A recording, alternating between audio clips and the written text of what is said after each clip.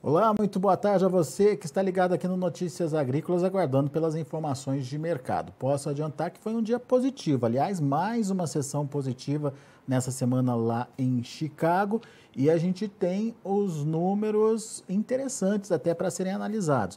Vou pedir para o Christian colocar na tela para a gente os números lá de Chicago, de fechamento para os negócios da soja. Você vê aí o primeiro vencimento da soja, o agosto, subindo quase 60 pontos, voltando a patamares acima dos 15 dólares por bushel, 15,32 fechamento de hoje. Setembro, ali pertinho dos 14 dólares de novo, e o novembro também já rondando a casa dos 14 dólares, fechando hoje a 13,83. A gente vai conversar agora com o Cristiano Palavro, lá da Pátria Agronegócios, justamente para entender com o Cristiano o que está motivando esse otimismo, essa volta da alta dos preços da soja lá na Bolsa de Chicago. O Cristiano está monitorando aí o mercado. Explica para a gente, seja bem-vindo, Cristiano Palavro. Obrigado por estar aqui com a gente, nos ajudar a entender um pouquinho mais do mercado. Afinal de contas, o humor mudou, a gente tem direcionamentos novos lá na Bolsa de Chicago. O que está acontecendo? Muito boa tarde, Alexander, a todos que nos assistem. Primeiramente, obrigado pelo convite novamente para estar aqui com vocês.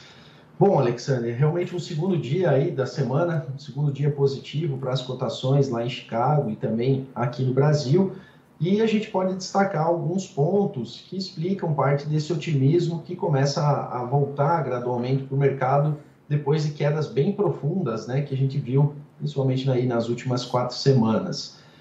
Poderia começar destacando entre elas o clima nos Estados Unidos. De fato, nós não estamos observando um clima muito ruim para boa parte das lavouras norte-americanas, porém, principalmente quando a gente olha para o norte do país, especialmente ao norte do cinturão, pegando importantes estados como Iowa, Minnesota, Wisconsin, Dakotas, a gente vê que as previsões de chuvas são quase nulas para os próximos 15 dias, enquanto existe uma faixa de umidade bem interessante mais ao sul, que realmente tem chuvas melhores. Mas esse pedaço do país ali com chuvas abaixo da normalidade e até com chuvas praticamente inexistentes nesses próximos 15 dias, acaba pesando sobre o sentimento do mercado que vem se consolidando nesses últimos dias, que é de uma deterioração gradual das lavouras americanas, tanto de soja quanto de milho, e o que mais chama atenção nesse momento é principalmente o milho, que está numa fase mais crucial, né, de desenvolvimento.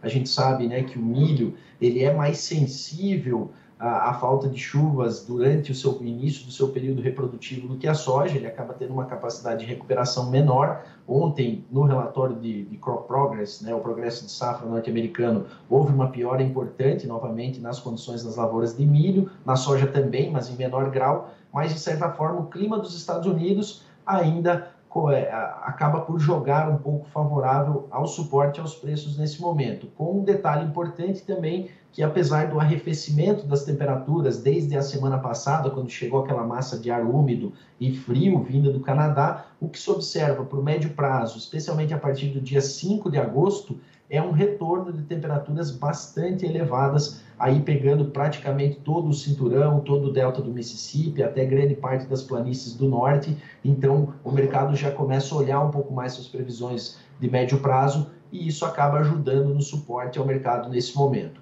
Um segundo fator, Alexander, eu diria que entre os derivados, o óleo de soja foi o grande suportador do mercado no primeiro semestre, algo que não acontece agora, e a gente tem aí o radar mais dedicado nesse momento e que dá suporte ao preço da soja grão voltado para o farelo. No caso do farelo, o que chama a atenção é a dificuldade das indústrias argentinas, a Argentina que é o maior exportador desse derivado, em originar soja, né? Isso pela situação econômica que os argentinos vivem nesse momento. Para um produtor argentino é muito melhor manter a sua soja depositada do que vendê-la e ficar submetido à desvalorização cambial abrupta que o peso argentino vem passando nesse momento, também pelos níveis inflacionários que já chegam próximos dos 100% lá. Então, ter o dinheiro argentino na mão não é uma boa tática nesse momento. O produtor tem preferido segurar o grão e dado até preferência para as vendas de milho e trigo, que tem tarifas de exportação menores do que a soja. Então, isso tem gerado uma dificuldade das indústrias argentinas em originarem o grão, e isso pode prejudicar o nível de processamento daqui em diante. Se a gente olha aí o nível de venda dos produtores da safra velha, ele está abaixo de 50% nesse período, que é um dos menores índices de venda dos últimos anos para os argentinos.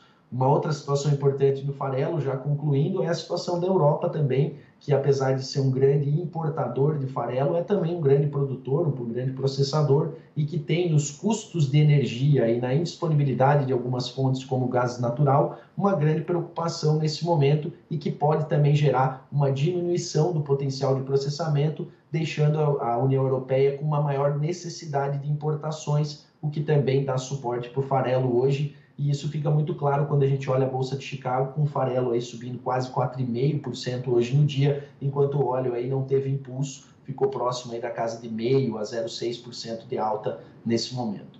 Ou seja, nesse momento, os fundamentos prevalecendo, fundamentos de mercado prevalecendo aí. No entanto, sempre tem um porém, né, Cristiano? A partir de amanhã tem uma nova rodada de financeiro que a gente precisa ficar atento. Como isso pode influenciar nos preços e será que a gente pode ter de novo aquela influência do financeiro nas commodities, principalmente as agrícolas? Sem dúvida, precisamos monitorar com bastante atenção, já que esse foi o fator principal de quedas nessas últimas semanas. Realmente, toda a cadeia de commodities, né, toda a cesta de commodities que envolve aí as commodities agrícolas, minerais, energéticas, tiveram baixas expressivas nas últimas semanas, puxadas por essa aversão ao risco gerado por uma iminente recessão da economia global. Como você falou, amanhã a gente já tem a decisão do Fed, né, Banco Central norte-americano, de elevação da taxa de juros, até a própria queda dessas commodities traz um cenário de maior alívio para a pressão inflacionária, e isso deve levar o Banco Central norte-americano a não elevar os juros acima de 0,75% amanhã, como eram as previsões, né, de poder chegar até 1% de aumento até 3, 4 semanas atrás. Isso já perde força no mercado. Uma taxa de juros menor, ela acaba desincentivando menos a economia, né? Não fica tão danoso à economia, uma taxa de juros mais baixa, né? Isso pode trazer um cenário um pouco mais cômodo para a economia norte-americana. E também nessa semana nós temos divulgação da prévia do PIB, do segundo trimestre por lá, que também é um indicador importante. Se os Estados Unidos tiverem um resultado bom nesse segundo trimestre, bom diante das expectativas, né? Esse risco de uma recessão diminui e pode dar chance aí que as commodities continuem olhando mais para os seus fundamentos próprios e não propriamente para a macroeconomia como um todo, e isso seria um fator de suporte para a continuidade dessas altas. Mas o contrário é verdadeiro também. Se vier alguma coisa diferente aí do que o mercado está esperando, a situação pode se inverter, né, Cristiano? Portanto, é bom prestar atenção no que vai acontecer a partir de amanhã. Com certeza, com certeza. Realmente, esse mercado financiarizado, né, que os grãos estão colocados nesse momento, acabam gerando movimentos atípicos, né, e que às vezes pouco dependem dos fundamentos próprios do mercado, acabam sendo envolvidos por essa aversão ao risco, esse baixismo que afeta outros setores, até mesmo os índices acionários, né, as empresas, né, e isso acaba pressionando as commodities, já que uma recessão, né, ou um crescimento menor da economia vai gerar uma demanda menor por commodities, né? E essa é a preocupação. Mas é claro que até relembrando um pouco do que a gente conversou no nosso último bate-papo aqui, Alexandre, que a gente está falando das commodities do agro, que são commodities um pouco mais resilientes, né, em manutenção da demanda no caso de uma desaceleração global, né? Você tem outras commodities que vão ter efeitos mais diretos do que as commodities destinadas à alimentação, que são, como regra, né, produtos que são os últimos a serem cortados por uma família, por exemplo, quando há uma percepção de queda na renda. Perfeito. Agora, Cristiano, vamos tomar como base um cenário em que o financeiro vem em linha com o que está pensando o mercado, não causa grande surpresa. A gente tem a possibilidade de ver o mercado continuar subindo para as commodities agrícolas, para a soja em especial? Tem força para isso? Na minha visão, sim. Isso porque a gente percebe que os atuais níveis de produtividade estimados pelo USDA, em especial para o milho, mas também é verdadeiro para a soja, na nossa visão, estão um pouco superestimados. A gente sabe que tem regiões muito boas mesmo lá dentro dos Estados Unidos, mas tem regiões que não têm um potencial produtivo perfeito nesse momento. E os níveis atuais de produtividade estimados pelo USDA são elevados. No caso do milho, por exemplo, é a maior produtividade já registrada lá, a mesma produtividade da safra passada. Então, realmente há um espaço para um corte de safra nos Estados Unidos, mesmo que pequeno, ele será muito relevante para o mercado, porque a balança de oferta e demanda hoje, ela já é uma balança apertada. Por exemplo, os estoques finais de milho projetados aí para essa nova safra, mesmo considerando uma safra cheia nos Estados Unidos, depois uma segunda safra cheia aqui no Brasil, safra cheia na Argentina, eles não vão crescer. Então, se a gente tiver perdas nesse meio tempo, essa balança vai ficar um pouquinho mais apertada e isso dá espaço para as commodities se manterem um pouco mais altas do que estão. Quando a gente olha uma projeção de preços de Chicago baseado em oferta e demanda, nesses estoques, né, a relação estoque-uso, os preços que a gente chegou agora no pico de baixas aqui, eles podem ser considerados até preços baixos para esse nível de estoque-uso que a gente está tendo. Então, realmente, se não for essa pressão de aversão ao risco da macroeconomia como um todo, a gente vê que sim, há espaço para esses preços buscarem uma recuperação aí curto, médio prazo.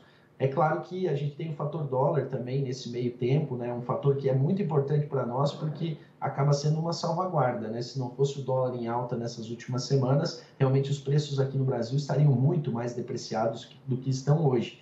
Mas a tendência é que com as commodities subindo e essa aversão ao risco diminuindo, o câmbio possa até recuar. Então fica essa balança aí entre o que realmente vai pesar mais nesse momento. Mas, sem dúvida, a gente começa essa semana e esses últimos dias com fatores bem mais positivos do que a gente via até alguns dias atrás, onde o baixismo tinha dominado o mercado. Já já a gente fala dessa questão focada no Brasil, no produtor brasileiro.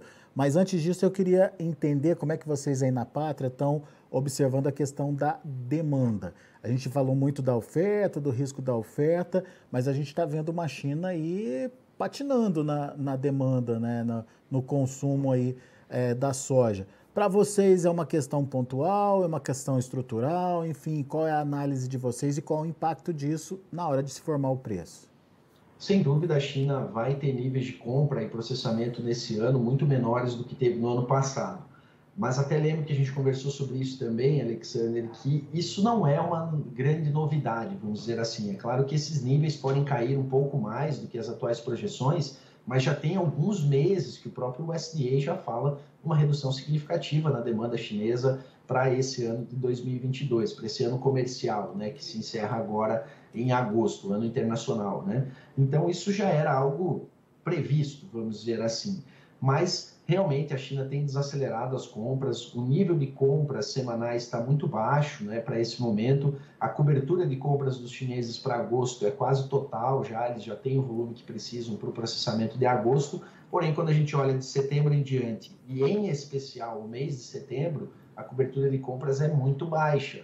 Então a gente tem aí a China com uma necessidade maior de voltar ao mercado, voltar a fazer compras um pouco mais agressivas. E até tirando um pouco a parte das exportações, Alexander, hoje a gente vê que no interior do país o que tem direcionado os melhores preços da soja não é a ponta exportadora, e sim são as próprias indústrias do nosso mercado interno que têm tido margens interessantes, margens essas que agora vão encontrar o suporte também nos preços do farelo, mas são as indústrias que estão pagando os melhores preços. Hoje, quando a gente olha aí os portos, né, pagando pouco mais acima dos R$190, e algumas praças do interior, distante dos portos, já tiveram negociações dessa semana aí na casa de R$184, R$183. É claro que um pagamento muitas vezes mais alongado, mas mesmo assim a gente vê que há um apetite grande das indústrias do mercado interno e os altos custos de frete para levar essa safra do interior para o porto não estão justificando. A indústria está conseguindo pagar, ser mais competitiva do que as exportações no interior do país nesse momento.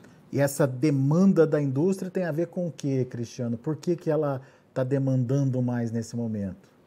Bom, existe uma necessidade, né, por esses derivados. Como eu disse, o óleo de soja foi o grande direcionador entre os derivados aí no primeiro semestre. O óleo de soja bateu picos históricos de preço, puxados também pela situação do óleo de palma lá na Ásia. Essa situação para o óleo ela se inverteu um pouco, principalmente pelas mudanças de políticas de exportação da Indonésia, que é o maior produtor e exportador de óleo de palma.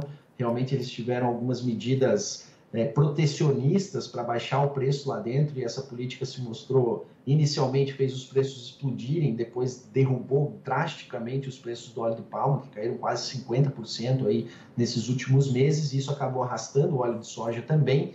Mas agora a gente tem também o farelo trazendo um direcionador para essas indústrias. No primeiro semestre, as margens foram muito boas, puxadas pelas margens do óleo, e agora a gente tem uma melhora importante nos preços do farelo, que vão também deixar as margens boas para a indústria que está no nosso mercado interno. E elas também conseguem pagar mais, Alexander, não necessariamente por uma demanda fora do comum, mas principalmente por esse fator frete, né? A gente tem hoje um preço muito elevado do diesel, um custo muito alto para levar uma soja e um milho do interior do país para os portos. Então, aqueles consumidores que estão mais perto da oferta, eles têm uma vantagem competitiva bem interessante, principalmente aqueles que também vão destinar depois os derivados para o mercado interno e não vão precisar percorrer grandes distâncias. Então, essa característica de margens boas, somadas a uma competitividade melhor para quem está mais próximo do grão, tem feito essas indústrias do mercado interno estarem mais competitivas do que a exportação, no caso da soja, nesse momento. Legal. Uma coisa é a indústria querendo comprar, outra coisa é o produtor querendo vender. Como é que está essa equação aí? Como é que está a participação do produtor mesmo nesse processo de comercialização, Cristiano? Ela esteve muito lenta aí nesse período de baixas, né? O que é natural. Realmente não existia uma grande necessidade de capital imediato para esse meio do ano, né? Muitos produtores também já tinham um bom avançar das suas colheitas de milho e acabaram preferindo fazer negociações com milho nesse meio tempo, mas as negociações com soja estavam bastante paradas. E agora a gente vê que com essas melhoras de preço, gradualmente esse processo volta a se reverter e o produtor começa a se animar um pouco mais de voltar ao mercado. O nível de negociação ainda é lento, mas se os preços continuarem nessa escalada, há uma oportunidade aí de realmente a gente conseguir escoar mais uma parte dessa soja que está parada no interior do país. Legal. E safra nova está evoluindo também ou nesse momento está parado?